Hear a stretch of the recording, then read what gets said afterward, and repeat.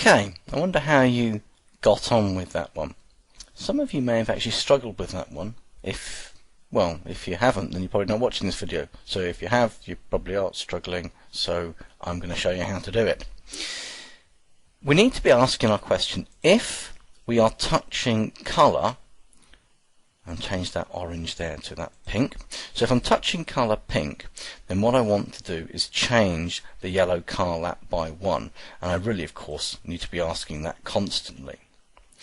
Now, I know that this is going to work. And what I'm going to do, just temporarily, is that's -112.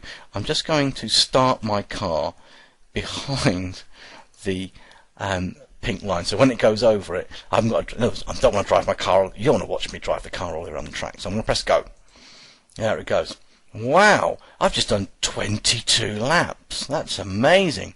I did it in a blink of an eye. You kids thought you could play Call of Duty, and you've got like, no, of course it's not working properly. It's nothing to do with my skills.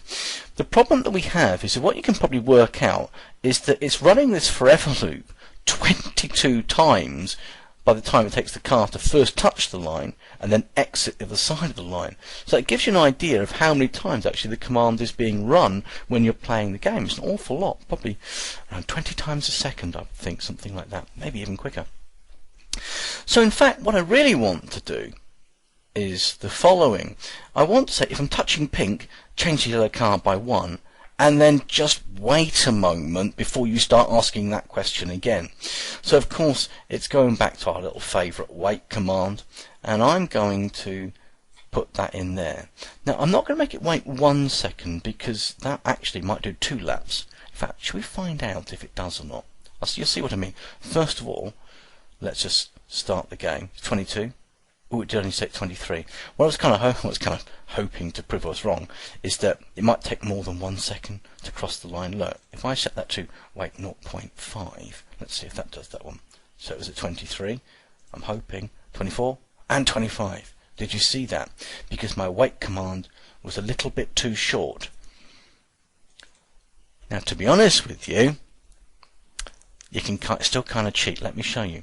If I leave it at 1 and press play, I could do this. Drive around, and I can go back and across again. Look, I've just done another one, 27. I'm going to turn around, and I'm going back, and yeah, it's 20. Now we're going to show you how to overcome that one in a moment. But what I really do need to do is put my car back in the right place and sort my scripts out. So where am I there? Oh, there is around about 66. I'll put that at -70.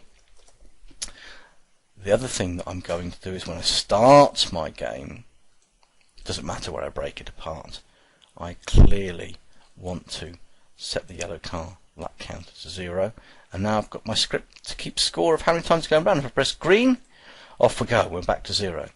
And I am not going to bore you with running my car around to prove that goes to 1. It goes to 1.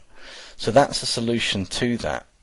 The only problem we've got is that people can cheat by constantly looping around that lap marker, or lap counter, or finish line, that's the better word. I'm going to show you a really smart solution to that in the next video.